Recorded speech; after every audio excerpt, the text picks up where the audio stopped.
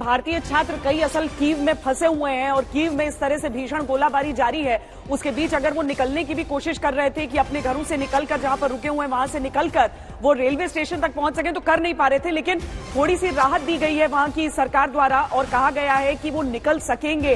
वो कर्फ्यू में ढील उन्हें दी गई है, विशेष ट्रेन तैयार है, रेलवे स्टेशन छात्र पहुंच सकते हैं।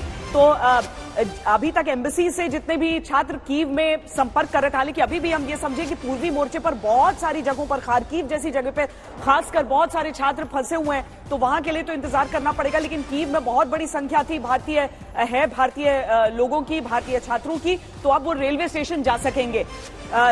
ये तस्वीरें भी हम आपको कीव की ही दिखा रहे हैं, देखिए किस तरीके से बमबारी चल रही है। जी सर, आप बताएं। हाँ देखो, मैं श्वेता ये कह रहा था कि जो एक बार रूस ने प्लानिंग की थी, शुरू में वो प्लानिंग बिल्कुल ठीक लगी और उन्होंने पूरा एयर डिफेंस सिस्टम जो S-300 था यूक्रेन का, उसको बर्बाद किया। उसकी एयरफील्ड थी 12 की 12, वो भी नॉन ऑपरेटिव कर दी। और उसके बाद इन्होंने टैंक और अटैक हेप्टर की मदद से उन्होंने थर्स्ट लाइन किया।